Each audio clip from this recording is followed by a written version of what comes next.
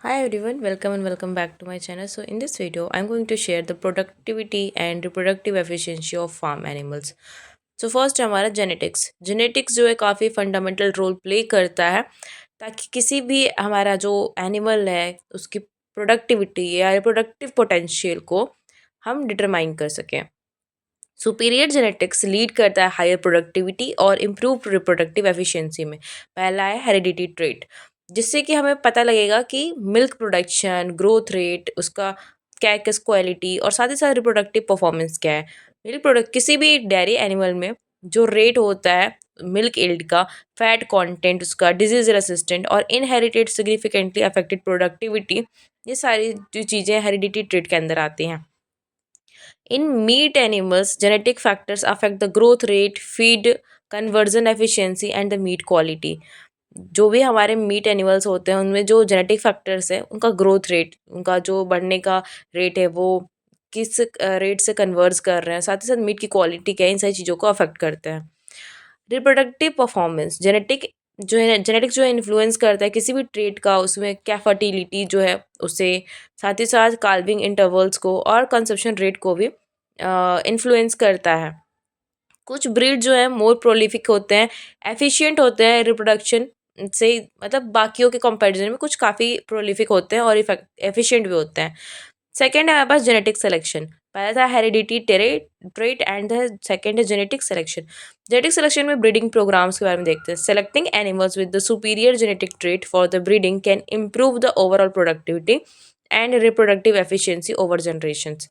जब हम किसी एनिमल को सिलेक्ट करते हैं उसके सुपीरियर जेनेटिक्स ट्रेड्स को, और ब्रीडिंग जो है हेल्प करती है इम्प्रूव करने में उसकी प्रोडक्टिविटी को और प्रोडक्टिव एफिशिएंसी को ओवर जनरेशन। ये इंक्लूड करता है जब सिलेक्ट करते हैं ट्रेड्स को, जैसे कि हाई मिल्क इल्ड वाले हो गए, अर्ली प्यूबर्टी और डिजीज रेजिस्टेंट, साथ ही साथ रैपिड ग्रोथ रेट को भी।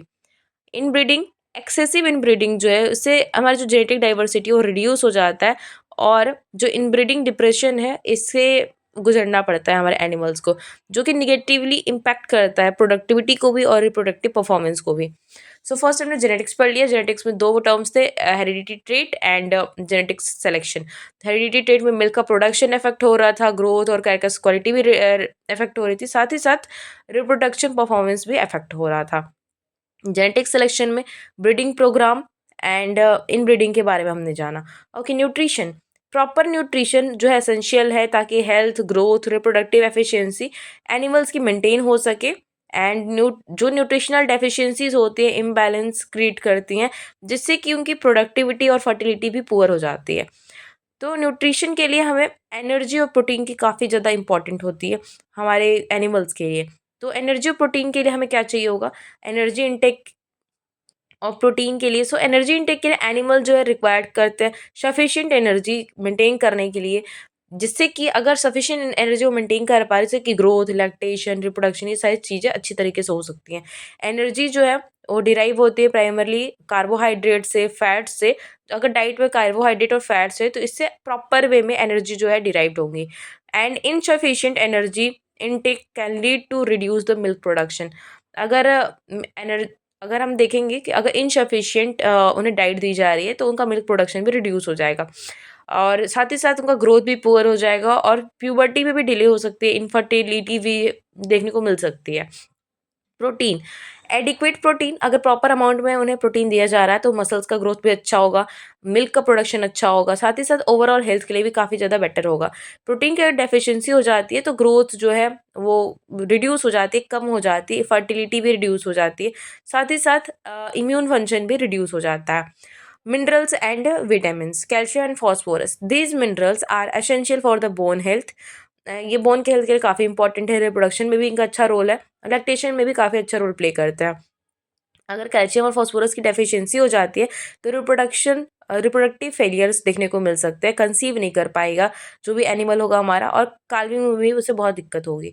मेटाबॉलिक डिसऑर्डर्स भी देखने को मिल सकते हैं जिसके कारण से मिल्क फीवर भी हो सकता है। Magnesium and trace elements, magnesium एक एसेंशियल एलिमेंट है जिससे कि मसल फंक्शन जो स्मूथ हो जाता है, और ये इंक्लूड करता है यूटेरियन कॉन्ट्रैक्शन को, साथ ही साथ जो अदर ट्रेस एलिमेंट्स है जैसे कि कॉपर हो गया, जिंक हो गया, सेलेनियम हो गया, ये काफ़ी अच्छा रोल प्ले करते हैं फर्टिलिटी और इम्यून फंक्शन में, साथ ही साथ ग्रोथ में भी। ओके, सो थर्ड न्यूट्रिएंट हमारे आता है हमारा water. Adequate clean water crucial है डाइजेशन के लिए, न्यूट्रिएंट एब्जॉर्प्शन के लिए, साथ ही साथ लैक्टेशन के लिए और ओवरऑल एनिमल हेल्थ के लिए। डिहाइड्रेशन अगर होता है तो उससे हमारा जो फीड इनटेक है वो रिड्यूस हो जाता है, पुअर डाइजेशन की प्रॉब्लम्स आती है एंड रिप्रोडक्टिव प्रॉब्लम्स भी आ सकती हैं। अब हमारे पास थर्ड पॉइंट है इन्वायरमेंटल फैक्टर्स। ओके, तो इन्वायरमेंटल फैक्टर्स जो है ये भी काफ़ी ज़्यादा मैटर करता है। The environment in which the farm animals are raised can significantly affect their productivity and reproductive efficiency. अगर वहाँ का क्लाइमेट सही नहीं है, टेम्परेचर सही नहीं है, तो हमारा जो एनिमल है वो ईजी वे में, कंफर्ट वे में नहीं रह पाएगा एंड उसकी रिप्रोडक्शन और प्रोडक्टिविटी पे काफ़ी ज़्यादा बुरा इम्पैक्ट पड़ेगा। टेम्परेचर और ह्यूमिडिटी की बात करेंगे तो हमारा जो एनिमल होता है उसमें एक लेवल होता है स्ट्रेस टॉलरेंस का, हीट हो या कोल्ड हो या फिर किसी तरह की कंडीशंस हो। ओके, तो हीट स्ट्रेस की बात करेंगे। High temperature and humidity level can cause the heat stress in the animal. अगर ज़्यादा टेम्परेचर है, ज़्यादा ह्यूमिडिटी है, तो इसके कारण से हीट स्ट्रेस देखने को मिल जाता है एनिमल में, जो कि एडवर्सली अफेक्ट करता है फीड इंटेक को, ग्रोथ को, मिल्क प्रोडक्शन को, साथ ही साथ रिप्रोडक्शन को। एंड हीट स्ट्रेस जो है डेयरी काउज में ज़्यादातर देखने को मिल जाता है। जैसे कि अगर किसी भी हमारा जो काऊ जहाँ रह रही है, अगर वहाँ हीट ज़्यादा है तो इससे मिल्क यील्ड जो है कम हो जाएगा, फर्टिलिटी में भी प्रॉब्लम आ जाती है और साथ ही साथ कंजप्शन रेट भी कम हो जाता है, स्ट्रेस इंटरवल्स भी बहुत ज़्यादा लो हो जाता है। कोल्ड स्ट्रेस की बात करें, अगर बहुत ज़्यादा कोल्ड टेम्परेचर है तो इससे प्रोडक्टिविटी अफेक्ट हो जाती है एंड स्पेशली फीड इनटेक कम हो जाता है, बॉडी कंडीशंस भी बेकार हो जाती है और साथ ही में एनर्जी रिक्वायरमेंट, उसका मेंटेनेंस भी बढ़ जाता है। इन्वायरमेंटल फैक्टर में ही आता है हमारा housing and space. Comfortable housing बहुत ज़्यादा इंपॉर्टेंट है, उसका फ्लोरिंग और बेडिंग भी इंपॉर्टेंट है। अगर फ्लोरिंग अच्छी नहीं होगी तो बहुत सारे डिजीजेज हो सकते हैं, उसके हूफ में प्रॉब्लम आ जाएगी, लेमनेस हो जाएगा, मेस्टेटिस हो जाएगा और भी बहुत सारी दिक्कतें आ जाती हैं। ओके, कंफर्टेबल हाउसिंग में क्या होता है कि प्रॉपर हाउसिंग प्रोवाइड करनी होती है, एनिमल्स को एडिक्वेट स्पेस प्रोवाइड करना होता है, साथ ही साथ वेंटिलेशन प्रोवाइड करना होता है एंड प्रोटेक्शन प्रोवाइड करना होता है। जो भी हार्श इन्वायरमेंट है सच एज अगर बारिश हो रही है या फिर बहुत ज़्यादा गर्मी हो रही है, फिर बहुत ज़्यादा ठंड है, इन सारी चीज़ों से बचाने के लिए उसको प्रॉपर कंफर्टेबल हाउसिंग प्रोवाइड करनी होती है। अगर पुअर हाउसिंग रहेगी तो जो हमारा एनिमल वो स्ट्रेस में रहेगा एंड उससे बहुत सारे डिजीज़ हो सकते हैं, उससे ससेप्टेबल हो जाएगा एंड उसकी जो रिप्रोडक्टिव एफिशिएंसी है वो भी रिड्यूस हो जाएगी। फ्लोरिंग एंड बेडिंग, सॉफ्ट और ड्राई बेडिंग अगर रहेगी तो हमारा जो एनिमल है बहुत ही अच्छे वे में, बहुत ही ज़्यादा कंफर्ट वे में रह सकता है। And soft and dry bedding along with the appropriate flooring reduce करता है जो रिस्क है, इंजरी है या फिर इन्फेक्शंस होते हैं जैसे मेस्टेटिस, हूफ प्रॉब्लम एंड लैमनेस। अगर अच्छा रहेगा बेडिंग और फ्लोरिंग तो ये सारी प्रॉब्लम्स नहीं होंगी। ओके, तो हमने देखा इन्वायरमेंटल फैक्टर में अभी दो चीज़ें पढ़ी, टेम्परेचर, ह्यूमिडिटी, हाउसिंग स्पेस और थर्ड है हमारे पास लाइटनिंग। लाइटनिंग का भी काफ़ी अच्छा रोल होता है। फर्स्ट है फोटो पीरियड, जो अमाउंट है लाइट का एक्सपोजर बहुत ही ज़्यादा ये इंपॉर्टेंट है, रिप्रोडक्टिव साइकिल में भी उसे भी अफेक्ट करता है। प्रॉपर लाइटनिंग जो है हेल्प करता है स्ट्रेस साइकिल को रेगुलेट करने में, सच एज पोल्ट्री और कैटल में, और इससे रिप्रोडक्टिव एफिशिएंसी भी इम्प्रूव हो जाती है। फोर्थ है हमारा हेल्थ मैनेजमेंट। एनिमल हेल्थ जो डायरेक्टली रिलेटेड होता है प्रोडक्टिविटी से और रिप्रोडक्शन से। डिजीज और अनहेल्दी एनिमल जो है वो अगर ऐसा प्रॉब्लम आएगा तो उसकी प्रोडक्टिविटी और फर्टिलिटी कम हो जाती है, लोअर हो जाती है। Disease prevention and control, vaccination program, regular vaccination जो है उससे प्रोटेक्ट होता है एनिमल किसी भी इन्फेक्शन से या फिर किसी भी डिजीज से। रिप्रोडक्टिव एफिशिएंसी जो है बढ़ जाती है, प्रोडक्टिविटी भी बढ़ जाती है। अगर उसे इन्फेक्शन है तो ये रिप्रोडक्टिव एफिशिएंसी और जो हमारा प्रोडक्टिविटी है दोनों ही रिड्यूस हो जाएगी। जैसे ब्रुशेलिस, लेप्टोस्पायरोसिस एंड मेस्टेटिस, ये सारी जो है बीमारियां हैं, अगर ये होती हैं तो एनिमल का रिप्रोडक्टिव एफिशिएंसी और प्रोडक्टिविटी दोनों ही डिक्रीज हो जाएगी। पैरासाइट कंट्रोल, एक्सटर्नल और इंटरनल पैरासाइट जैसे टिक्स हो गए, वॉर्म्स हो गए, तो इनसे इनकी फीड एफिशिएंसी क्या होती है, रिड्यूस हो जाती है और लोअर मिल्क प्रोडक्शन भी हो जाए एंड इनकी जो ससेप्टिबिलिटी है किसी भी डिजीज के लिए वो बढ़ जाती है, this affecting the reproductive performance also. तो अगर ये सारी चीज़ें होंगी तो रिप्रोडक्शन जो है उसका, उसकी जो प्रोडक्टिविटी है वो ऑटोमेटिकली रिड्यूस हो जाएगी। Infection and diseases, reproductive diseases, condition like mastitis, metritis and Endometriosis directly impact the milk production and reproductive efficiency. Controlling these diseases through early detection and treatment is crucial for the maintaining the fertility. Lameness, foot and hoof diseases on result of in decrease the mobility, reduce the feed intake and stress as well, leading to the lower productivity and fertility. अगर फोट या फिर hoof disease हो गई तो obvious सी बात है कि जो कैटल है वो मूव नहीं करेगा, चलेगा नहीं, जिसके कारण से उसकी प्रोडक्टिविटी भी लो हो जाएगी, फर्टिलिटी भी लो हो जाएगी, वो हमेशा स्ट्रेस में रहेगा, खाना भी नहीं खाएगा प्रॉपर्ली। अगर आपको चोट लगती है आप खाना खाते हो नहीं, आप सोचते हो यार पहले सही हो जाए किसी तरह से ये प्रॉब्लम, फिर मैं अच्छे से रहूँगा, ये सारी चीज़ें। ओके, नेक्स्ट है बायोसिक्योरिटी मेजर्स, जिसमें हम हाइजीन का प्रॉपर केयर करते हैं। बायोसिक्योरिटी मेजर्स में हाइजीन और सैनिटेशन मेंटेन करना होता है, प्रॉपर सैनिटेशन लिविंग एरिया का, एंड फीडिंग इक्विपमेंट्स को भी केयर क्लीन रखना होता है, वाटर सिस्टम को भी क्लीन रखना होता है, तो कि जो भी हमारा डिजीज़ ट्रांसमिशन की चांसेस है वो कम हो जाए, और ओवरऑल उनके हेल्थ का भी हमें केयर रखना होता है। अगर इन सारी चीज़ों का हाइजीन का हम ध्यान रखते हैं तो उनका ओवरऑल हेल्थ जो है ऑटोमेटिक इंप्रूव हो जाता है, एंड उनकी प्रोडक्टिविटी भी इन्हेंस हो जाएगी, रिप्रोडक्शन भी इन्हेंस हो जाएगा। मैनेजमेंट प्रैक्टिसेस, तो एफिशिएंट मैनेजमेंट प्रैक्टिसेस जो एसेंशियल है ताकि मैक्सिमम प्रोडक्टिविटी और रिप्रोडक्टिव एफिशिएंसी बढ़ सके।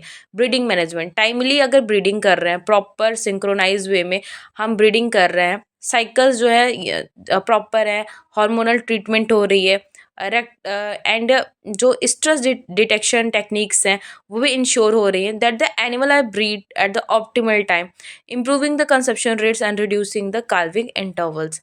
प्रॉपर सिंक्रोनाइजेशन जो है ब्रीडिंग साइकिल का वो हेल्प कर रहा है कि हमारी जो भी साइकिल्स है वो प्रॉपरली टाइम पे हों। Selection of the mating pair using the superior males and the female with the desirable genetic traits can enhance the offspring's performance, including the productivity and reproductive efficiency. अगर हम superior mail या female को हम choose करते हैं desirable genetic trait के लिए, तो इससे ऑफस्प्रिंग का परफॉर्मेंस भी इन्हेंस हो जाएगा, उनकी प्रोडक्टिविटी और प्रोडक्टिव एफिशिएंसी भी बढ़ जाएगी। Lactation management, milking frequency and techniques, regular milking और प्रॉपर मिल्किंग टेक्निक्स हेल्प करती हैं हाई मिल्क ईल्ड के लिए, और रिड्यूस करती हैं जो भी मेस्टिटिस के चांसेस हैं इन सारी चीज़ों को भी। ओवर मिल्किंग और इम्प्रॉपर टेक्निक्स जो है लीड करती हैं, अगर अगर ये सारी चीज़ें हो रही हैं, उसे अगर कोई बीमारी है तो ऑब्वियस सी बात है उनसे अब एनिमल स्ट्रेस में रहेगा, उसे हेल्थ प्रॉब्लम्स होंगी, और जिसके कारण से मिल्क का प्रोडक्शन रिड्यूस हो जाएगा। So, dry period management, proper management of the dry period at the time between the lactation। कई बार ऐसा होता है जब लैक्टेशन का फेज चल रहा है लेकिन फिर भी हमारा एनिमल जो है ड्राई पीरियड में चला गया, तो इस टाइम क्रूशियल होगा कि हमारे जो काऊ है उसे अलाउ करे कि वो रेस्ट करे एंड अपनी बॉडी कंडीशन को रीगेन करे, which impact their future reproductive success and the milk production। okay, next third है हमारे पास weaning and the calf rearing. Weaning strategy क्या होनी चाहिए? अर्ली और abrupt weaning can stress the calf. अगर हम पहले ही एक टाइम के पहले ही विनिंग कर देते हैं तो हमारा जो काफ है, जो हमारी काऊ है, वो स्ट्रेस में आ जाएगी, affecting growth rate and the immune function also. Gradually winning अगर करते हैं हम तो इससे प्रॉपर न्यूट्रिशन भी मिल पाता है और हेल्दी डेवलपमेंट भी होता है, फ्यूचर में उसकी प्रोडक्टिविटी भी बढ़ जाती है।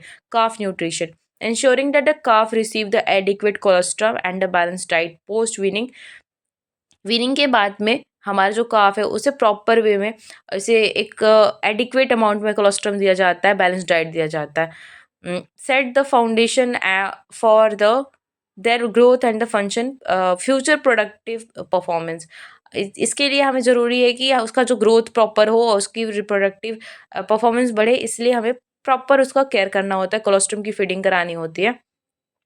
एनिमल बिहेवियर, बिहेवियरल ट्रेड जो होते हैं एनिमल्स को वो भी इन्फ्लुएंस करते हैं प्रोडक्टिविटी और रिप्रोडक्शन को। पहला है social hierarchy and stress, social interaction, dominance and the social structure within the group can affect the feeding behavior and the growth rate।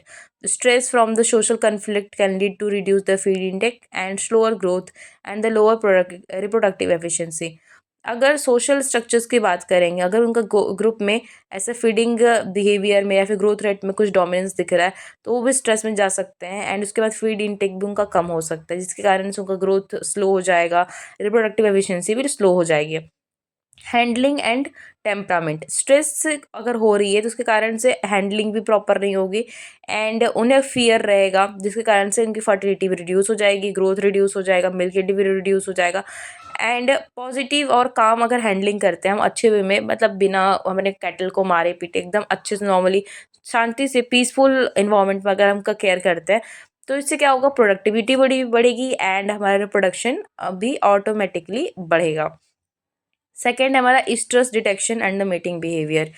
सो जो एबिलिटी है वो जैसे कि स्ट्रेस डिटेक्शन में क्या करते हैं कि ये एबिलिटी होती है जिससे कि एक्यूरेट डिटेक्ट करते हैं हम हीट पीरियड का, कि कब उनका हीट पीरियड आ रहा है हमारे एनिमल्स का, ताकि हम उनकी ब्रीडिंग करा सकें। मिस्ड स्ट्रेस साइकिल और poor detection can lead to delay breeding and the longer calving intervals, reducing the reproductive efficiency.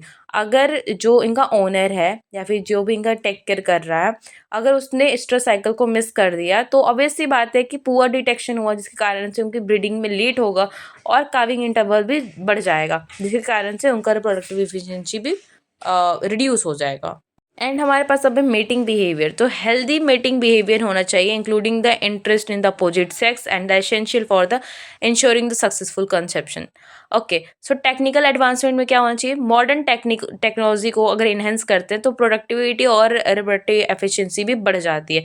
Genomic selection करेंगे, डीएनए टेस्टिंग करेंगे, जेनेटिक टेस्टिंग से आइडेंटिफाई कर पाएंगे हम सुपीरियर एनिमल्स को जिसकी स्पेसिफिक ट्रेड्स होंगी। अलाउ करेंगे हम बेटर सिलेक्शन को ब्रीडिंग प्रोग्राम्स में, जीनोमिक सिलेक्शन करेंगे जिससे कि जेनेटिक इंप्रूवमेंट बढ़ जाएगा, और आइडेंटिफाई करेंगे हम ट्रेड्स को जो कि डिजीज रेसिस्टेंट में भी हेल्प करेगी, फर्टिलिटी को भी इंप्रूव करेगी और प्रोडक्टिविटी को भी इंप्रूव करेगी।